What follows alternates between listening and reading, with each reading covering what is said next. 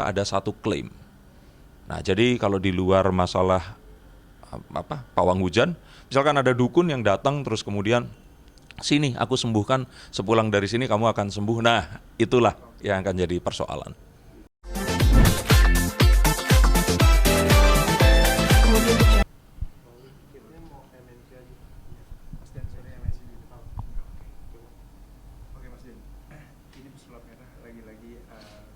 Menimbulkan keramaian. Kali ini makin banyak orang-orang yang datang muncul memperkarakan lagi pesulap merah. Nah, menurut Mas Denny sendiri, ini efek normal nggak sih dari apa yang dilakukan pesulap merah? Atau orang-orang yang baru muncul belakangan ini itu sebenarnya pansos? Saya akan menjawab ini dengan satu paparan yang kalau saya kira akan mencakup semuanya ya. Jadi pesulap merah sudah melakukan ini sejak 3 tahun yang lalu. Tapi terus kemudian menjadi mencuat sejak kasusnya bersama dengan Gus Samsudin Jadab itu muncul. Ini suara nggak apa-apa ya masuk? Dan karena kasus itu berkepanjangan, akhirnya banyak orang yang terus kemudian mencoba menggali konten-konten yang sebelumnya yang sebenarnya sudah ada dan nggak pernah ada masalah. Nah, saat konten itu digali dan dipertontonkan kembali, disinilah letak orang-orang ini tadi bermasalah. Ada banyak orang yang merasa tidak terima, terus kemudian melaporkan, dan juga ada beberapa orang yang mencoba mengklarifikasi, dan saat ditanya sesuatu, pesulap merah ini menjelaskan selalu dengan dia itu yang saya lihat, ini kalau menurut saya loh. Jadi dia bilang seperti itu. Dan orang akhirnya ada yang setuju, tidak setuju, tapi banyak juga yang terus kemudian mereka ini merasa sakit hati. Kalau saya kira di sini, sakit hati atau tidak, yaitu hak mereka. Tapi saat mereka itu menonton, apakah mereka menonton langsung atau diberitahukan oleh orang lain? Apakah perasaannya itu pure dari hatinya atau dikomporin sama orang lain? Itu yang saya juga tidak bisa mengatakan. Tapi saat apa yang terus kemudian disampaikan, misalkan ada satu komunitas budaya yang mempermasalahkan perkataan pesulap merah, saat saya mendengarkan apa yang dikatakan oleh pesulap merah, saya pikir itu bukan termasuk penghinaan kok, itu biasa saja seperti itu. Dan ini terus kemudian jadi besar karena ya semua orang ini merasa bahwa apa yang dilakukan ini menghina.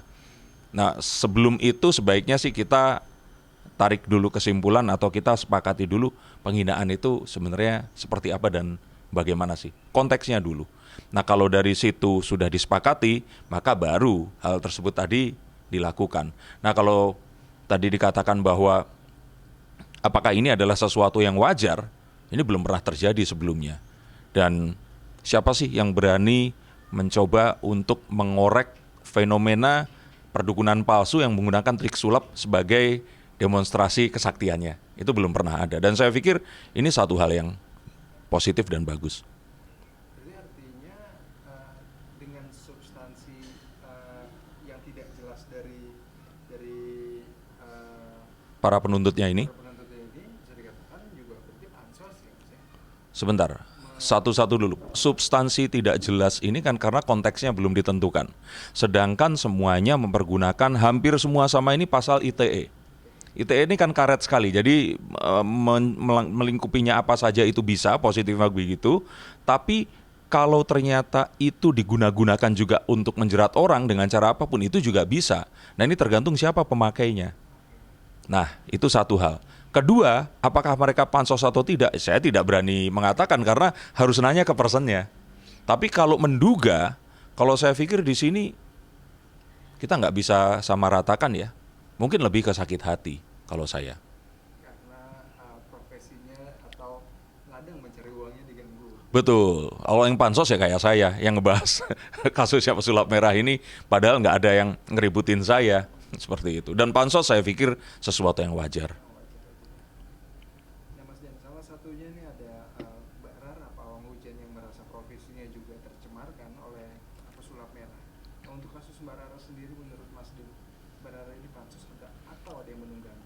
Kayak yang pertama, saya pikir Mbak Rara nggak pansos lah ya, karena kalau mau pansos harus sesuatu yang lebih viral lagi karena dia sudah cukup viral di WSDC kemarin itu, betul ya WSDC ya di ini apa Lombok.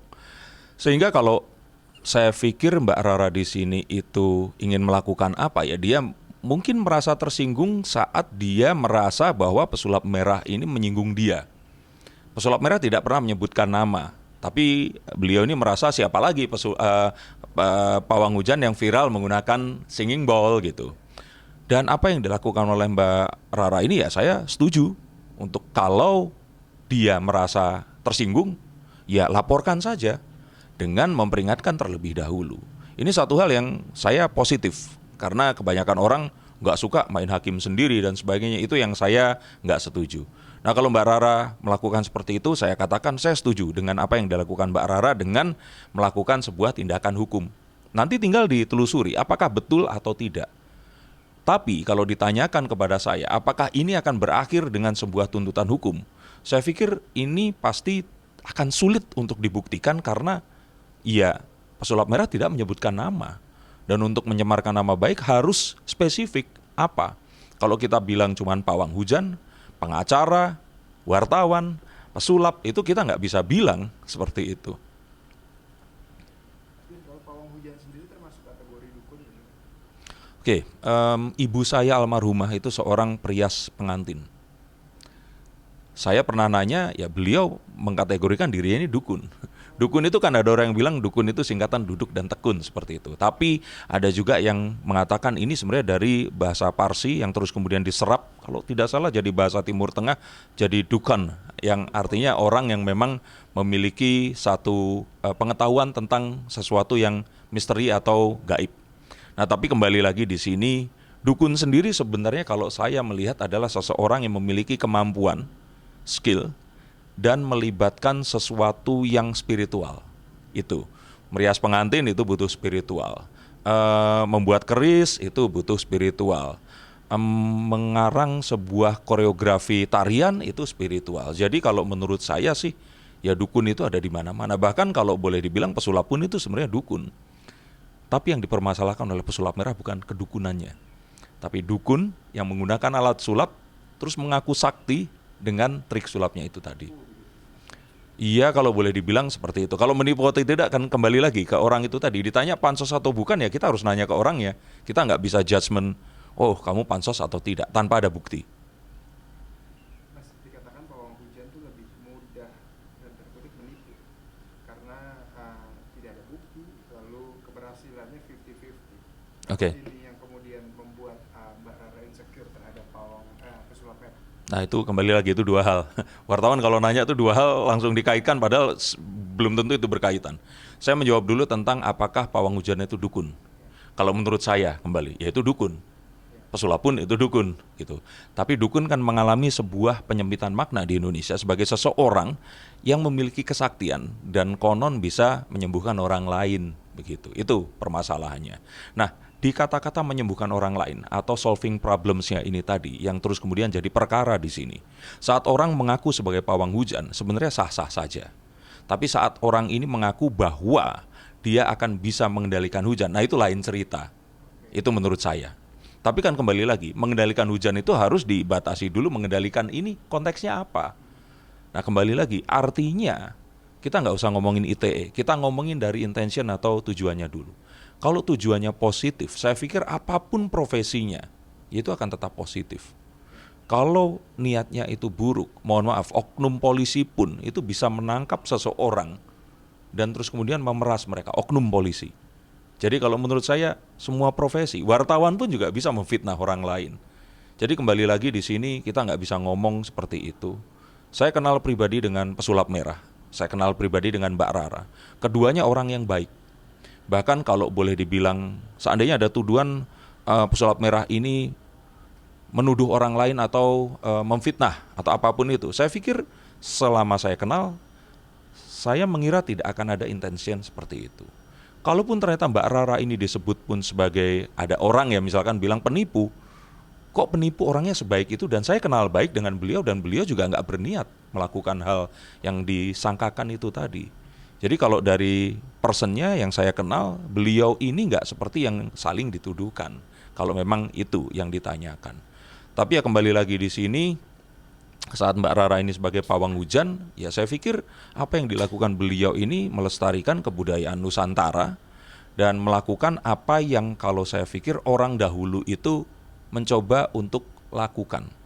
Apakah selalu berhasil? Kalau menurut saya enggak, karena ini adalah satu hal yang memang ya sama kayak tadi, seorang dukun pernikahan. Saat menikahkan seseorang, apakah ada jaminan orang itu nggak akan cerai atau apa?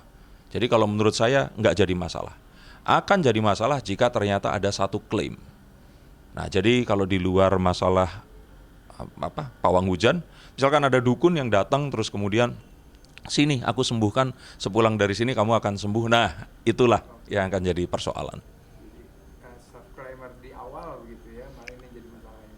Klaim itu tidak harus diucapkan, tapi saat orang-orang datang dan dia merasa bahwa itu akan solve dengan konsultasi ini, nah itu yang saya kira ya, datang ke dokter aja, dokter nggak pernah bilang nggak akan pasti sembuh gitu. Jadi ya, artinya profesi dukun ini yang lebih general dukunnya Mas, akan tidak jadi masalah ketika pasiennya itu punya sugesti kuat terhadap si dukun. Artinya dia percaya dengan sepenuh hati kalau dia datang sana akan sembuh. Oke, sebelum kita ngobrol tentang itu, kembali lagi.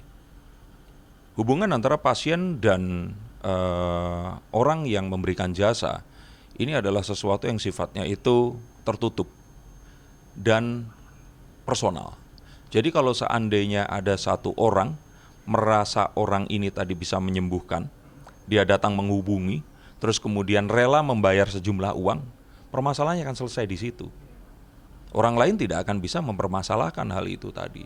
Jadi kembali di sini adalah ya bebas, terserah mau percaya atau tidak. Nah, karena itulah Pesulap Merah hadir di sini untuk memberikan edukasi dengan pemikirannya dia. Jangan gampang percaya dengan orang-orang yang mengaku seperti itu. Ingat, gampang percaya. Dia nggak langsung bilang kalau itu adalah penipuan, bohong, dan sebagainya. Mas, kalau untuk pawang hujan sendiri bisa dibuktikan nggak sih? Nah, itu tadi. Saya katakan bahwa kalau ditanyakan kepada saya tidak percaya ada pawang hujan yang bisa membuktikan 100% atau bahkan 50% sekalipun bahwa ini akan berhasil atau tidak. Semuanya itu tetap usaha, dan ya dalam semua hal itu kan ada usaha dan pengharapannya ya, doanya. Kalau saya pikir pawang hujan ini doanya itu harus lebih dari 50%. Jadi enggak, kalau saya pribadi, ya saya pun pernah mengatakan ini juga sama Mbak Rara bahwa saya nggak percaya kalau pawang hujan itu bisa mengendalikan. Dia hanya bisa memohon. Mungkin saja dia merasa doanya bisa lebih didengar, itu saja sih. Mas Den, terkait masalah Mbak Rara dan Pesulap Merah, Mas Denny kenal kedua sosok ini dengan baik. Mas Denny berada di sisi yang mana sih? Saya pribadi Iya. saat ini, kalau ditanya bukan dalam permasalahannya ya, tapi kalau ditanya dalam apa yang dilakukan, tapi bukan apa yang saling mereka lakukan ya, saya ada di sisinya Pesulap Merah. Karena saya sebagai pesulap itu sebenarnya tidak percaya dengan hal-hal yang kegaiban tapi dilakukannya secara generik gitu loh. Saya bilang generik itu kayaknya nggak segampang itu deh. Orang dibacok kebal. Kalau iya, kenapa kita dijajah 350 tahun plus bonus 10 tahun lagi, 10% lagi, itu 3,5 tahun gitu. Walaupun 390 tahunnya ini dipertanyakan ya, tapi itu satu hal itu. Kedua, itu tadi, kalau seandainya memang ada orang bisa mengendalikan hujan secara tepat, kemarin Jakarta nggak kebanjiran seperti ini, betul kan? Bahkan kemarin ada satu komen yang lucu di situ. Dia mengatakan bahwa, oke deh, saya nggak setuju juga dengan apa yang dilakukan Pesulap Merah. Tapi di sini saya ingin mensomasi seluruh pawang hujan yang ada di Jakarta yang diam saja saat Jakarta kebanjiran dan banyak orang yang meninggal dunia, kehilangan harta bendanya dan terjadi kerusakan di mana-mana. Nah, boleh nggak saya lakukan penuntutan itu tadi? Karena mereka mengaku bisa, konon ya katanya, diduga bisa memindahkan awan seperti itu.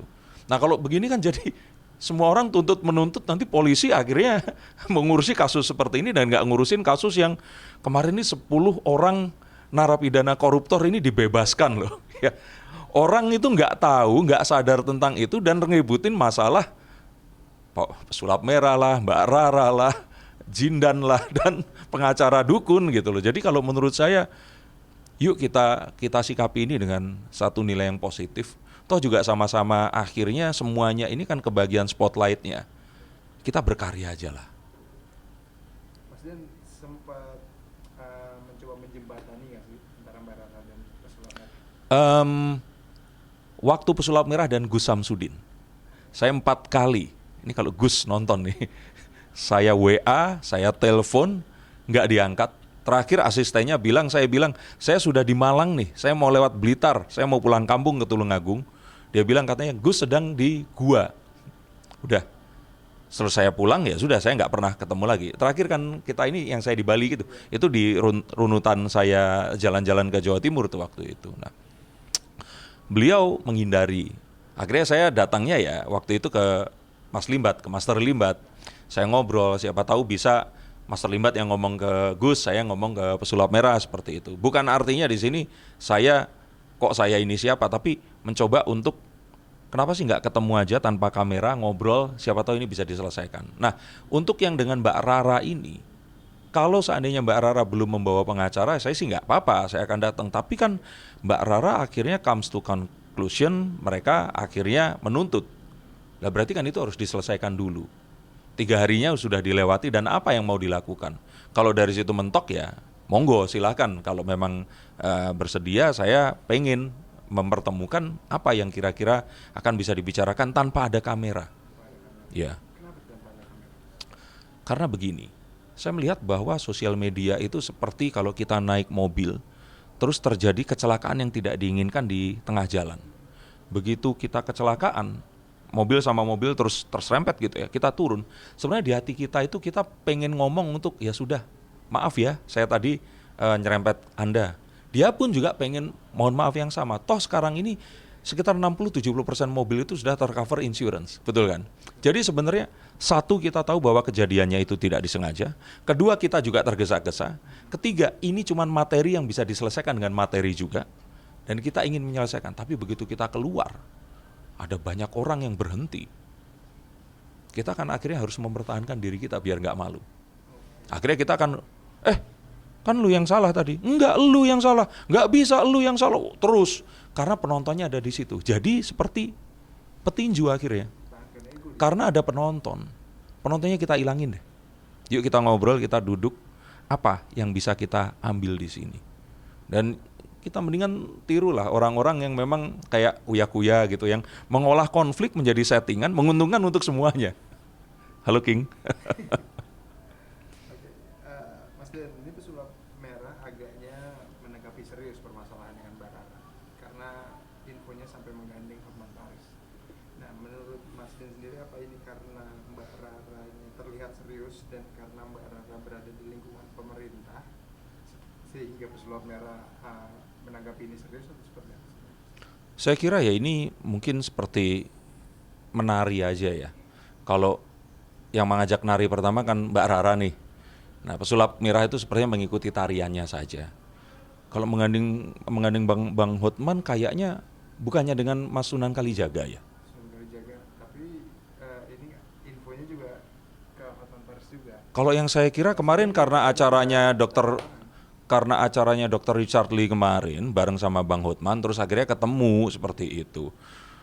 Sebelum ada pernyataan dari Bang Hotman, saya pikir saya sih nggak langsung percaya ya dengan itu.